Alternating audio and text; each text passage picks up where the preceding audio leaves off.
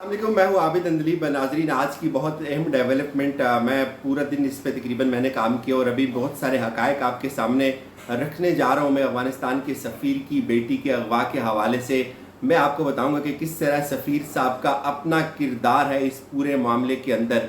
वापस बुलाने का फ़ैसला किस लेवल पे हुआ सफ़ीर को, और फिर खड्डा मार्केट में ऐसा क्या है, ये बहुत अहम हक़ाइक़ हैं। और किस तरह से तस्वीर को वायरल किया जाता है, कौन इस पे सबसे पहले वीडियो करता है, भारतीय मीडिया किस तरह अपने नताइज हासिल करता है और पाकिस्तान की बेइज्जती की जाती है, लेकिन वो ड्रामा सारा का सारा जो है वो फ्लॉप हो जाता है और उसके बाद फिर अब वो यहाँ से वापस भागने की कोशिश करते हैं। सिर्फ इस बात पे सारा जो मामला था वो ख़राब हो गया जब उस लड़की से उसका सेल फ़ोन ले लिया गया। जब उससे सेल फ़ोन ले लिया गया और उसने उसमें उसका जो डेटा था पहले वो हिचकिचाई और डेटा डिलीट करने की कोशिश की। बड़ी अहम चीज़ें और बहुत सारे अहम डॉट्स यहाँ कनेक्ट होते हैं और इससे आपको अंदाज़ा हो जाएगा कि ये सूरत हाल किस तरफ जा रही है। लेकिन इस सारी सिचुएशन को समझने के लिए सबसे पहले आपको इस वक्त अफ़गानिस्तान की हुकूमत के, पाकिस्तान की हुकूमत के साथ जो ताल्लुकात हैं उसका पस मंज़र समझना बहुत ज़रूरी है। इस वक्त अशरफ गनी की जो बुखलाहट है, जो इंटायर इंडियस की राह की इस वक्त जो चीखें निकल रही हैं, और पाकिस्तान एक लीडिंग रोल ले रहा है एशिया के अंदर, सेंट्रल एशिया के अंदर, वो किसी को बर्दाश्त नहीं हो रहा। तालिबान के हवाले से जो डेवलपमेंट्स आ रही हैं इस वक्त, इन सारे सिनेरियो में आप इस चीज़ को देखें तो आपको ये मामला बहुत आसानी से समझ आ जाएगा कि कितनी भोंडी कोशिश की गई पाकिस्तान को बदनाम करने की। सबसे पहली बात आप ये देखिए, कुछ सवालात मैं आपके सामने रखता हूँ, वहाँ से आप आहिस्ता आहिस्ता इस सारे केस को खुद समझना शुरू कीजिए। पहली बात, इतनी शदीद गर्मी में पिंडी इस्लामाबाद में एक सफ़ीर की बेटी एसी के कमरे से बाहर पैदल निकल के आती है और एक टैक्सी बुक करवाती है, एक टैक्सी जिसके अंदर एसी भी नहीं लगा होता। वो खड्डा मार्केट में आती है। अब खड्डा मार्केट हमारे ऑफिस से तकरीबन 5 मिनट की मुसाफत पे है। खड्डा मार्केट में ऐसा कौन सा इंटरनेशनल ब्रांड है जिसमें सफ़ीरों की बेटियां आकर शॉपिंग करती हैं? लोकल वहाँ से शॉपिंग नहीं करते, सारी की सारी गाड़ियों की वर्कशॉप्स हैं।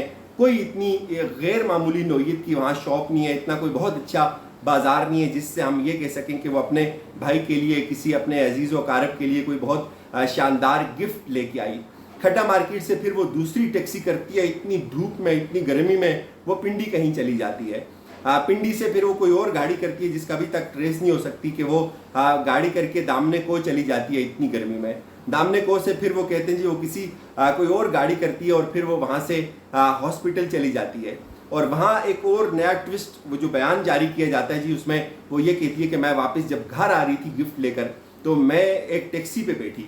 फिर वो टैक्सी पे बैठी। भाई, इतना जदीद दौर है, लोग सब उबर करीम यूज़ करते हैं। अगर आपके पास अपनी गाड़ी भी नहीं है, हाइपोथेटिकली स्पीकिंग, आप निकल आए, आपने अपनी गाड़ी यूज़ नहीं की, आपने किसी ड्राइवर को कॉल नहीं की, आप खुद ही अपने घर में भी आपने किसी को नहीं बताया, आप आ गए और आपने टैक्सी की। हर जगह से आप टैक्सी बुक करवा रहे हैं।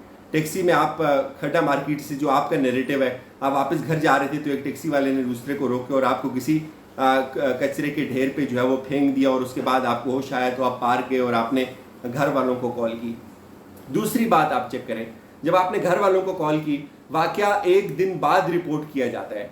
अब यहाँ से आप इस सूरत हाल का अंदाज़ा लगाएं कि अगर किसी एम्बेसडर की बेटी अगवा होगी, किसी की बेटी के साथ भी कोई इस तरह का मामला होगा। मैं बात यहाँ किसी सिंफ को लेकर नहीं कर रहा, बेटियाँ सबकी काबिल एहतराम होती हैं। तमाम जो सफ़ीर है वो पाकिस्तान की इज़्ज़त है, पाकिस्तान के मेहमान हैं, बहुत बहुत मोहतरम है हमारे लिए। बहसीत रियासत उनका एहतराम, उनकी सिक्योरिटी हम पे लाजम है, वो हम पे हमारा फ़र्ज़ है। लेकिन बहुत सारे लोग जो यहाँ ये सवाल उठाते हैं जी कि ये रियासत की ज़िम्मेदारी है लोगों को सिक्योरिटी देना, तो माजरत के साथ रियासत की ज़िम्मेदारी है ड्यू प्रोटोकॉल के तहत सिक्योरिटी देना। रियासत की ये ज़िम्मेदारी नहीं है कि कोई घर से उठे और किसी को बताए बगैर प्राइवेट टैक्सी करे और मार्केटों में घूमता रहे और झूठ बोले। तो ये रियासत की ज़िम्मेदारी नहीं है। फिर वो एक अहम शहरी है, जिस तरह पाकिस्तान की शहरी हैं, जो पाकिस्तान की शहरियों के साथ होता है, आए रोज़ हर मुल्क में होता है, ऐसे ही होगा।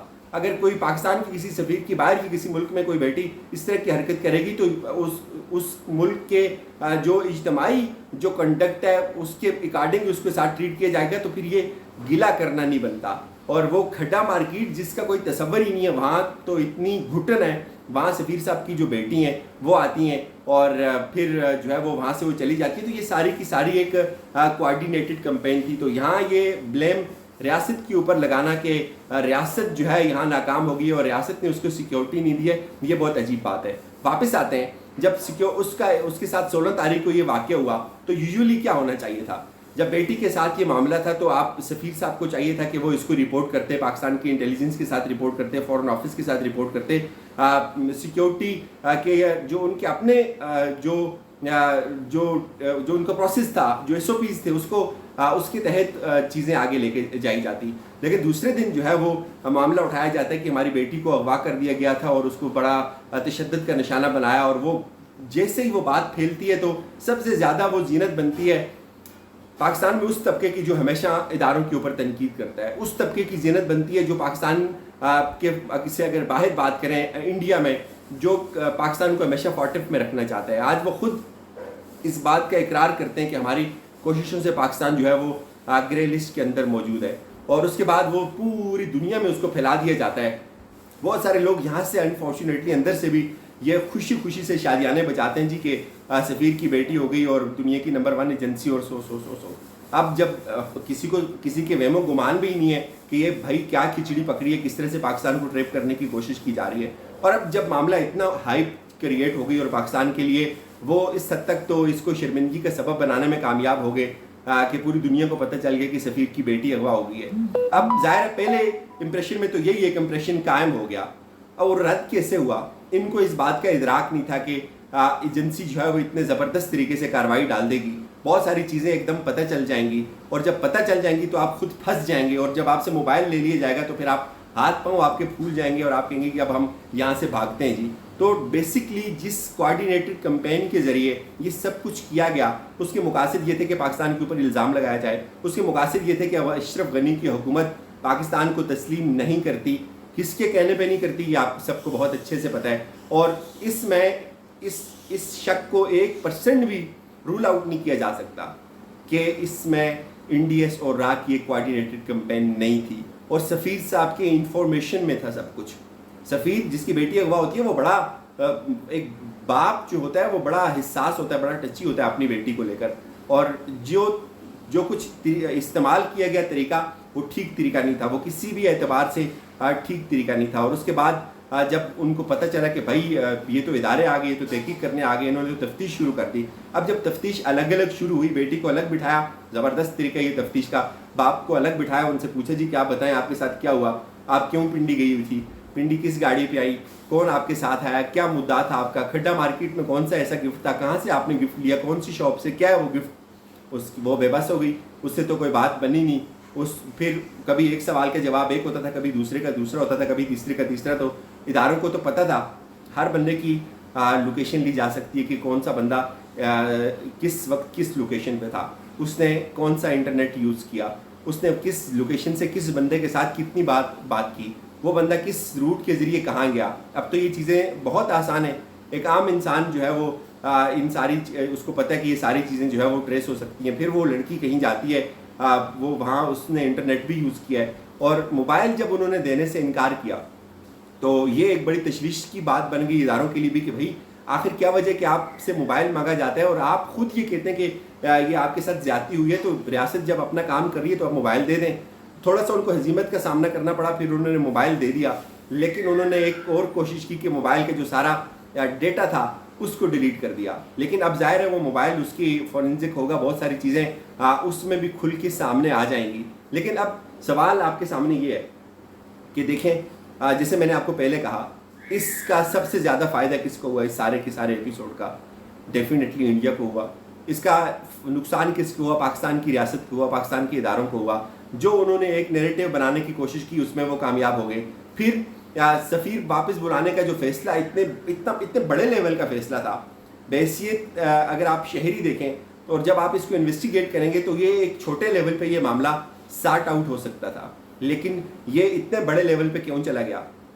کیوں آپ نے سارے کا سارا اپنا عملہ واپس بلا لیا؟ میں ایک ٹویٹ چیک کر رہا تھا, مجھے بڑا پسند آیا کہ بھائی اگر آپ کو اتنی غیرت ہے تو ہم 30-40 لاکھ لوگوں کو ہوسٹ کر رہے ہیں 30-40 سالوں سے, آپ ان کو واپس بلا لیں.